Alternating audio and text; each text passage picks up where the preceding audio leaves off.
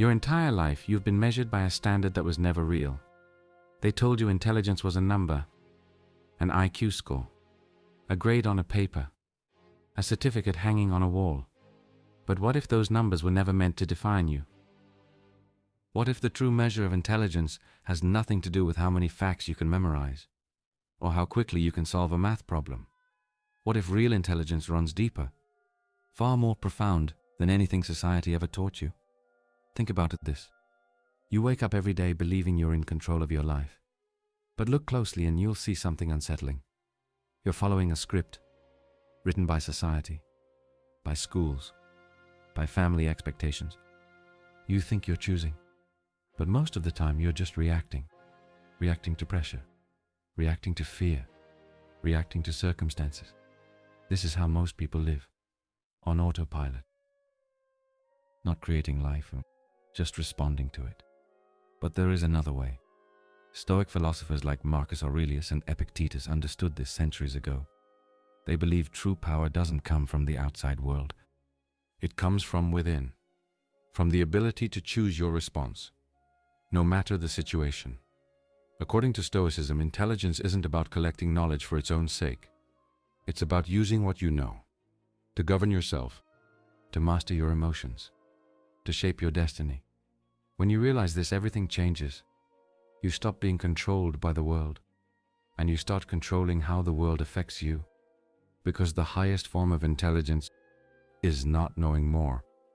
It's being unshakable. Life on autopilot. We live in a world where everyone is running toward the same goals, following the same paths, chasing the same definitions of success, without ever stopping to ask why, as if all of us have been programmed to replay a script written by someone else. The truth is that script was never meant to help us grow or thrive.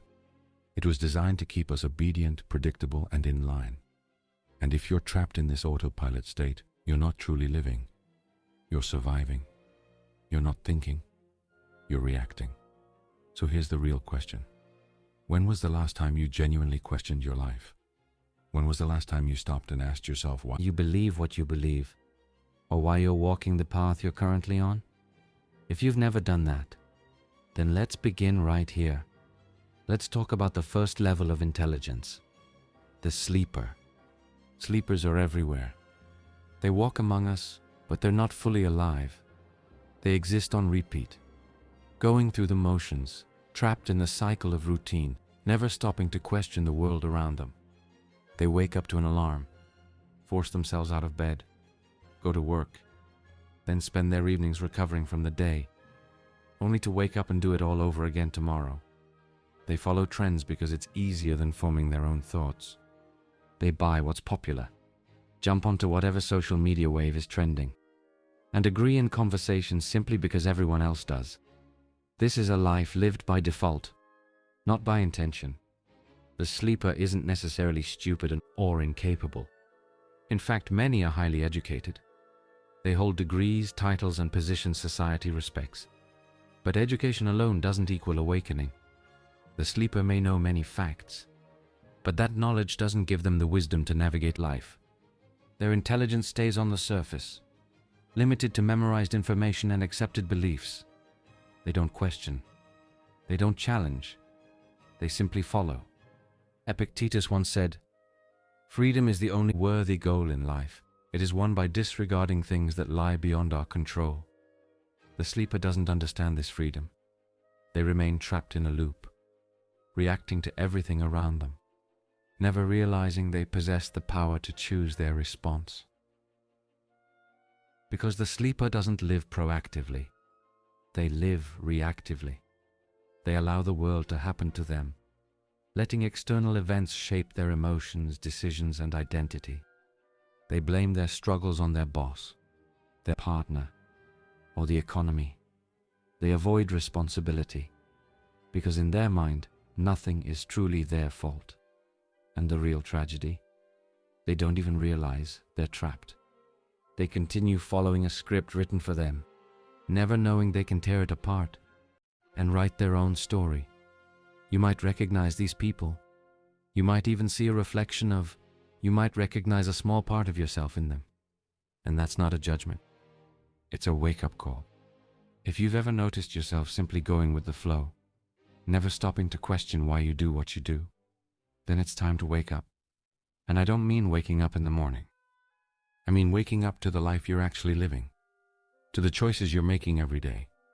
Start asking yourself questions. Why do I believe this? Why do I act this way? Why am I accepting things exactly as they are? Yes, it's uncomfortable, but discomfort is the first step toward freedom. And this is where the real change begins. The moment you start challenging the assumptions your life is built on, the world begins to look different.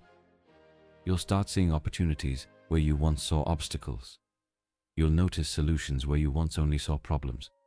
Your life will no longer be controlled by a script. It will be shaped by you. The sleeper has a choice, just like you do. And that choice begins with awareness. Once you realize you've been living on autopilot, you gain the power to change direction. As Marcus Aurelius once said, "The happiness of your life depends upon the quality of your thoughts." The moment you begin thinking for yourself, questioning the world around you, and living with intention, your life starts to shift. It becomes a transition from reacting to the world to deliberately creating your own path through it. The real power lies in deciding how you respond to life, not merely how you react to it. And that power begins by questioning everything you've been taught to believe. When you stop living on autopilot, you realize you're not just another cog in the machine. You're the one who can turn the gears. But first, you have to wake up. The sleeper doesn't have to remain asleep. And the truth is, it's never too late to awaken. You can begin right now, in this very moment, by asking one simple but powerful question. Why? Why do I do what I do? Why do I think the way I think? If you truly want to live a life of purpose and control, make this question a daily habit, because it's the first step toward breaking free from illusion and stepping into your real power. The journey from sleeper to awakened is not easy. It demands uncomfortable self-reflection, the courage to challenge the status quo, and the willingness to change. But it's the only path forward. You can't evolve if you're not even aware of where you stand. And once you awaken, once you begin questioning and taking responsibility for your life, you'll start seeing everything from an entirely new perspective. Life will know. Life will no longer be something that merely happens to you. It becomes something you actively create. And that's where the real transformation begins. Borrowed thinking. We've all encountered them. People who speak about everything, yet seem to understand very little. They've realized that appearing intelligent can earn respect, but they're still playing the game on the surface. They're awake, but only just. The mimic understands that knowledge has value, yet they haven't learned how to truly make it their own. Instead, they've learned how to perform it. You know the type. An endless stream of quotes, but no real connection to the ideas behind them. They can recite Shakespeare, or casually drop names like Nietzsche or Jung, but they've never slowed down to explore what those ideas actually mean, or how they apply to their own lives. They've perfected the art of sounding intelligent, but it's all appearance. The mimic is skilled at collecting information, usually tied to trends, headlines, or fashionable buzzwords. They read the summaries, the reviews, the opinions, but not the actual books. They always know the right thing to say at the right moment, and they're convincing at acting like they've figured it all out. Yet beneath the surface, something is missing. There's no depth. They repeat powerful statements, but can't truly explain what those statements mean. It's like they're trying to stay afloat in a conversation. They don't fully understand. This is a classic example of the Dunning-Kruger effect, when someone with limited understanding believes they know far more than they actually do. It's not entirely their fault. They simply haven't gone deeper yet. They confuse the appearance of knowledge with the reality of understanding, and it's an easy trap to fall into, especially in a world that rewards performance over depth. In a society obsessed with image, it's tempting to look smart. instead of doing the work required to actually be smart. This is the danger of the mimic's mindset. They're still seeking validation, still trying to earn a seat at the table by copying others, instead of building something original from their own insight. They crave recognition for knowing the right things, but they avoid the effort required to truly understand them. At a foundational level, what the mimic fails to realize is that real intelligence isn't about performance. It's about authenticity. It's about learning for growth, not for applause. In many ways, the mimic is still stuck in the early phase of awakening. They sense that there's more to life than what they were originally taught. But they haven't yet accepted the responsibility that comes with genuine learning and self-development. As Carl Jung once said, knowing your own darkness is the best method for dealing with the darkness of other people. The mimic, however, is still avoiding their own darkness, the uncomfortable truth that they don't yet they don't actually know as much as they believe they do. And until they face that truth, they'll remain stuck in a shallow pursuit of validation. But here's the reality. It's okay not to know everything. In fact, admitting that is a sign of strength, not weakness. Real power doesn't come from pretending to be something you're not. It comes from stepping into uncertainty with humility and a genuine willingness to learn. The mimic may be playing the game, but they're still following rules written by someone else. To move forward, they must stop copying others and start owning their understanding. They need to go deeper into the subjects that truly matter to them and make those ideas personal. Because the moment you stop trying to impress people with what you know and start exploring what you don't, real learning begins. So if you catch yourself repeating ideas you've only half understood, or memorizing quotes just to sound intelligent, it's time to stop. True intelligence comes from deep personal engagement with ideas, not from echoing someone else's words. Don't accept the role of a performer in your own life. Stop imitating others and start learning for yourself. Pay attention to what genuinely resonates with you and invest the time and effort required to understand it at a deeper level. True intelligence is about ownership, not performance. It's about being connected to your own understanding and continuously expanding it. Don't fear not knowing everything. That fear, the fear of appearing unintelligent, is what keeps the mimic trapped in surface-level knowledge. Real power appears when you accept that learning is a journey, not a final destination. And the first step on that journey is letting go of the need to pretend you know more than you do. The more you admit what you don't know, the more space you create to grow. Only then can you move beyond the mimic stage and step into the next level of intelligence. It's time to release the need to impress others with what you know. It's time to stop being a copy and begin becoming a creator. Embrace the discomfort of not knowing and use it as fuel for growth, because that's where true intelligence lives. Not in memorization, but in understanding. Not in performance, but in living authentically with the knowledge you gain.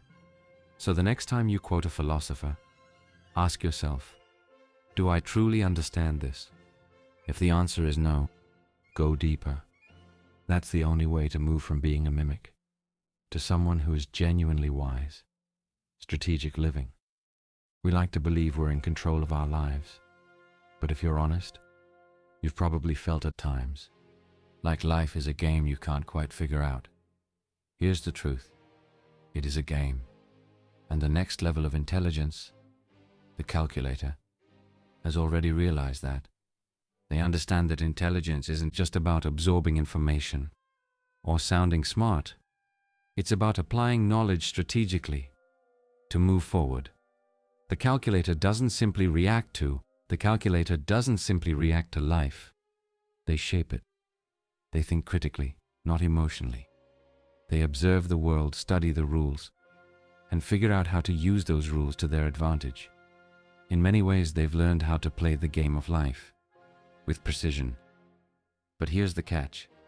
The calculator's thinking can become cold, even transactional.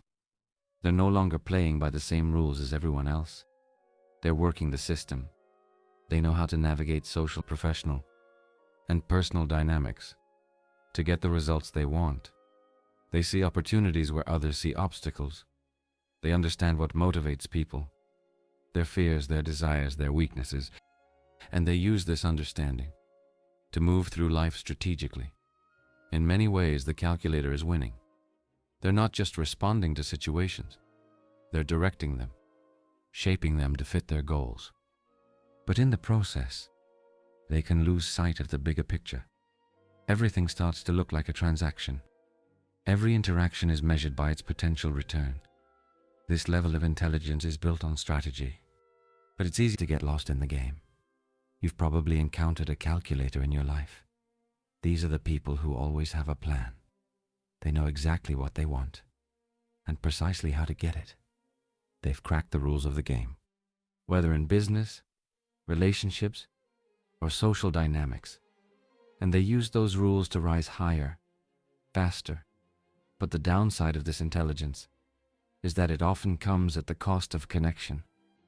Calculators can forget the human element, the emotional side of life. They become so focused on efficiency, on maximizing outcomes, that they slowly lose touch with the people around them. Life turns into a series of moves and counter-moves, with every person becoming just another part of the system to optimize. This is where loneliness begins. The calculator may be winning the game of life, but they're winning it alone. When every interaction becomes a transaction, people stop being people. They become tools or obstacles, instead of human beings with their own needs, desires, and emotions. The calculator's success is often built on control, on knowing how to manipulate systems and shape narratives. But in this pursuit of control, they often miss the deeper, more meaningful connections that come from genuine understanding and empathy. It's easy to get trapped at this level of intelligence, especially once you start viewing the world purely in terms of strategy and outcomes. People turn into stepping stones, means to an end. Every interaction is analyzed. What's in it for me? How can I use this? How does this move benefit me? At first, this feels empowering. You're in control. You're winning. But eventually, the emptiness sets in. You realize you've climbed the ladder, only to find yourself standing alone at the top. The relationships you've built are shallow, transactional, and the success you've achieved feels hollow because it wasn't built on anything real. Seneca once said, "Wealth consists not in having great possessions, but in having few wants." That idea fits the calculator perfectly, because while they may have mastered the game of life, they often miss the deeper lesson that real wealth, real success isn't about squeezing value out of every transaction. It's about knowing when to stop playing the game. The calculator's mindset, constant efficiency, constant maneuvering, eventually leads to burnout. Success turns into an obsession. It becomes all about getting ahead, outsmarting the system, making the perfect move. But along the way, something else grows. Isolation. You learn how to win, but you forget how to live. If you catch yourself analyzing every situation purely for its transactional value, it's time to pause and reconnect with the bigger picture. Stop seeing people as tools. Start seeing them as human beings. Life isn't only about winning. It's about living in harmony with others, building real relationships, and finding meaning beyond your next move. Some of the most powerful moves in life don't come from beating the system.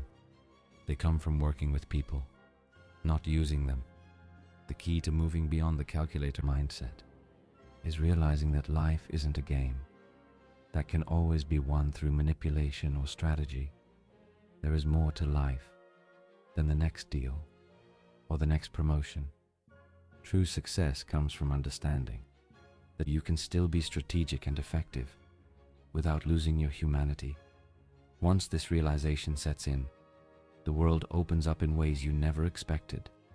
You begin to see that control isn't required for success. You don't have to manipulate every situation to come out on top.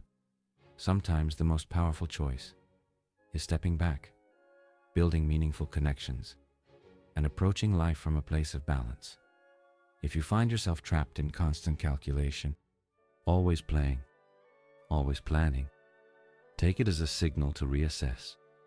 Shift your focus away from outcomes and toward the process. Start building relationships, not just strategies. The deeper your understanding of the human side of life, emotions, relationships, shared experiences, the more naturally success begins to flow. You'll start winning, not just in the game of life, but in the hearts and minds of the people you meet along the way. As you move through the levels of intelligence, remember this: real power doesn't come from controlling others. It comes from understanding yourself and recognizing your connection to the world around you. When you stop seeing life as a series of calculated moves and start seeing it as a shared experience, you unlock a different kind of success. The calculator is intelligent, but they are still playing within the game. The next level, the operator, knows how to change the game entirely. But for now, if you find yourself stuck at this stage, the first step is simple. Let go of the need to manipulate every situation. Instead, begin to notice the deeper connections that give life real meaning. When you do, you'll realize that true success isn't about winning. It's about living well, acting with intention. At this level, everything starts to shift. The operator no longer cares about looking smart or impressing others. They've moved past the need for external validation. Their focus is on results. It's no longer about appearing intelligent. It's about being effective. The operator has learned how to cut through the noise and act decisively. They don't just play the game, they shape it. While the mimic and the calculator remain trapped, one chasing validation, the other chasing control. The operator understands that real success lies in execution, in stepping up, in making things happen. The operator has grasped a truth many never will. Intelligence only matters when it leads to action, and action is what creates progress. The shift from calculator to operator is a significant leap. It's no longer just about understanding the rules. It's about using those rules to build something new, to create change. The calculator played the game with precision, but the operator understands that precision alone is not enough. To truly succeed, you must accept responsibility. You must be willing to make difficult decisions. You must act even when it feels risky. You must lead others into uncertainty and through unfamiliar territory. Marcus Aurelius once said, "Waste no more time arguing about what a good man should be one." The operator has already moved beyond endless thinking.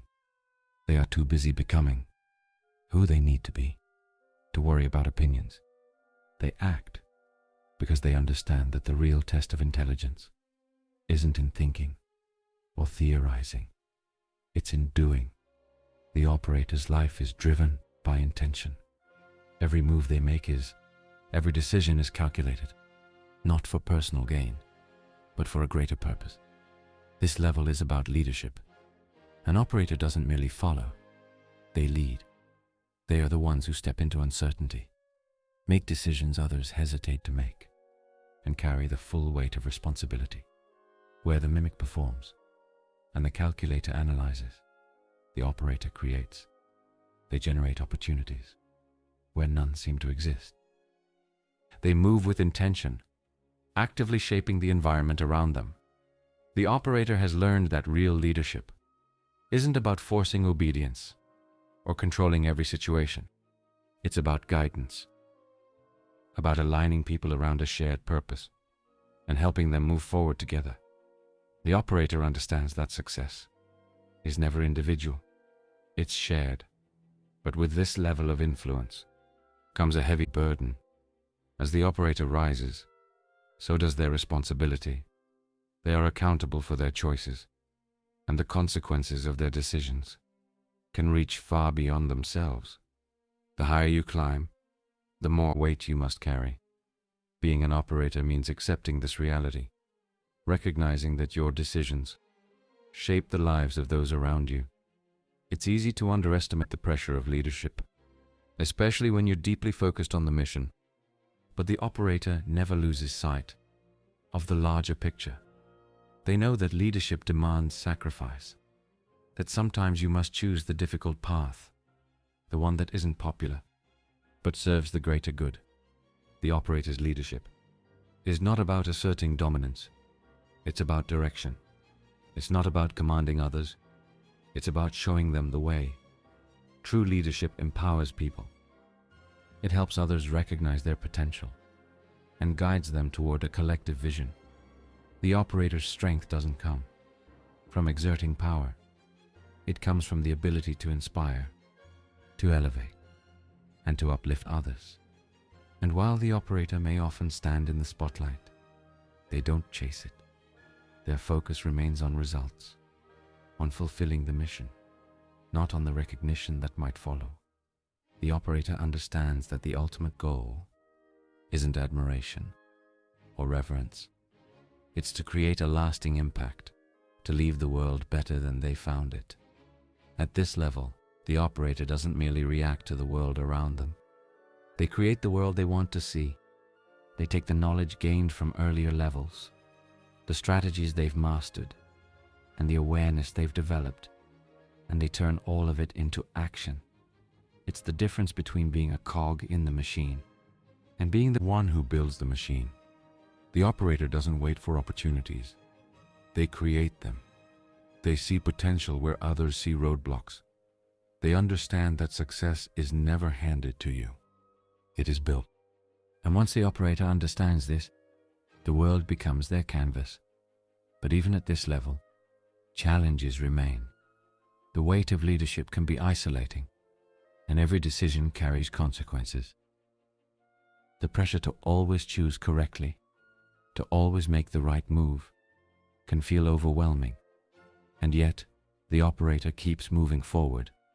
They don't retreat from responsibility. They face it head on, knowing their decisions will shape the future. This willingness to accept responsibility, to lead with conviction, is what separates the operator from the rest. They understand that real leadership demands sacrifice. It's not easy, but it is meaningful. And the operator accepts the burden because they know the rewards of leadership aren't just for them, they're for everyone they lead. To move from the calculator to the operator, you must step forward. Stop waiting for the perfect moment. Stop doubting yourself. The time to lead is now. Take ownership of your life and your decisions. Stop standing on the sidelines, analyzing every possibility. Start taking action. Don't fear difficult choices. Don't hesitate to challenge the status quo. Lead with courage. Leadership doesn't mean having all the answers. It means being willing to search for them. It's about having a vision and committing fully to bringing it to life. If you're ready to elevate your life, to step into leadership, now is the moment. The world needs more operators, people willing to take responsibility, to make decisions, and to guide others towards something greater. Will you answer that call? The transition into the operator role is not for the weak. It requires courage, strength, and a readiness to face uncertainty. But once you step into it, you'll notice something shift. The world begins to respond. And as you shape what's around you, you'll realize the true rewards of leadership aren't found in power or recognition. They're found in the people you uplift, the lives you influence, and the impact you leave behind. As an operator, you become the one who takes initiative, who leads, and who creates opportunities, not just for yourself, but for everyone around you. The road ahead won't be easy, but it will be worth it. Are you ready to step forward and become the leader you were always meant to be? The illusion of control. There is a level of intelligence that very few ever reach, one that often remains hidden in plain sight. At this level, People don't need to assert control openly. They learn how to influence quietly. The puppeteer is someone who understands that direct power is often messy, and that subtle influence can be far more effective. Instead of taking center stage, they pull the strings from the shadows without anyone realizing it. The puppeteer doesn't need attention or recognition. They understand a deeper truth. Real power lies in making others believe they are the ones in control. By understanding the deepest layers of human nature, our desires, our fears, our vulnerabilities, the puppeteer can gently steer situations in their favor. They don't force anyone to act. Instead, they shape circumstances so precisely that the outcome becomes inevitable, while everyone involved believes they chose it themselves. It's a quiet form of brilliance, a mastery of influence that isn't loud or obvious. At the core of this ability is an exceptional understanding of human behavior. The puppeteer knows that people are driven more by emotion and subconscious desire than by logic. They know which buttons to press, how to guide without being seen, how to influence without resistance. This is the art of shaping the world through others. It's not about controlling people directly. It's about subtly directing their actions, often without their awareness. The puppeteer works behind the scenes, pulling the levers that move events forward, while everyone else believes they're the ones in charge. This strategy is powerful because it avoids the friction that usually comes with confrontation. They design the systems, the environments, and the narratives that guide people in a specific direction, all while allowing them to feel as if they are walking their own path. But with this level of power comes a serious cost. The puppeteer's ability to manipulate people and situations can slowly create a deep sense of detachment. They become so skilled at shaping the reality around them that they begin to lose touch with who they truly are in their pursuit of control. They may slowly stop seeing people as individuals and start viewing them as tools to be used. Relationships turn into transactions. Trust becomes a currency to be spent, traded, and manipulated. The puppeteer's brilliance lies in their ability to remain invisible, but in staying unseen, they often forget the very thing that makes them human, the ability to connect with others on a genuine emotional level. As they continue molding the world according to their own vision, they grow increasingly isolated, detached from the very world they believe they control. And it is this detachment that makes the puppeteer dangerous. They stop seeing people as people. They see them as means to an end.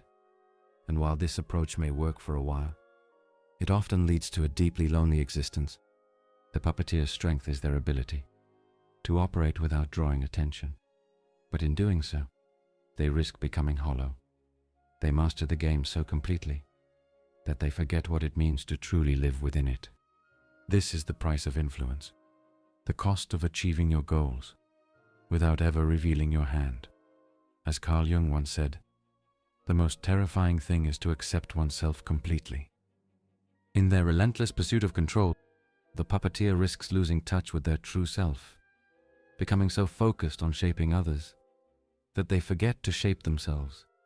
They may manipulate the world around them, yet fail to look inward, to ask whether they are still aligned with their own values, their own desires, and their own humanity.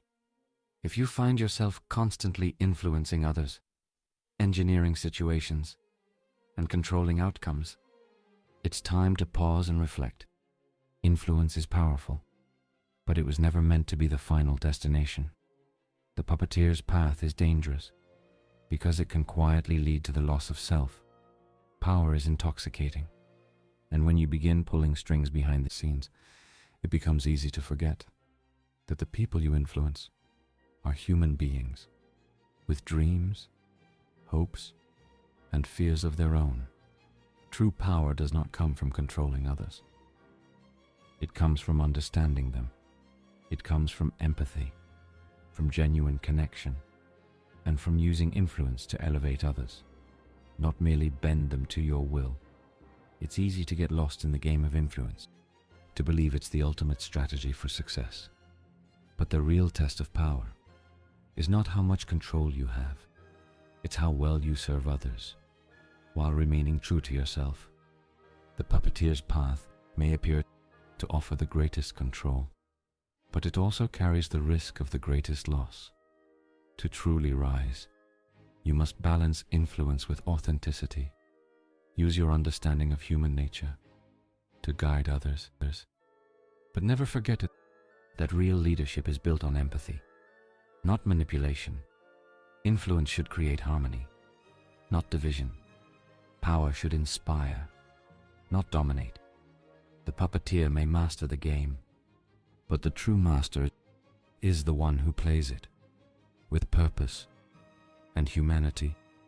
They understand that while influence matters, but it is never worth losing yourself in the process. Stay rooted in your values. Stay connected to the people around you.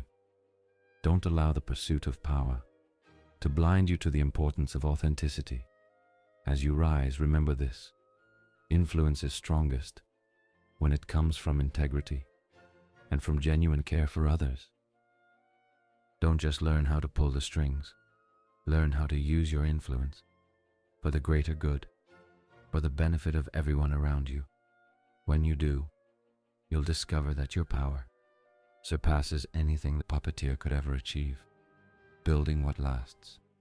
At some point, the game changes. You stop obsessing over making the right moves inside the system. Instead, you begin creating the system itself. This is where we encounter the architect. The architect isn't merely playing the game. They are designing it. They've moved beyond manipulating isolated situations and are now focused on shaping entire environments.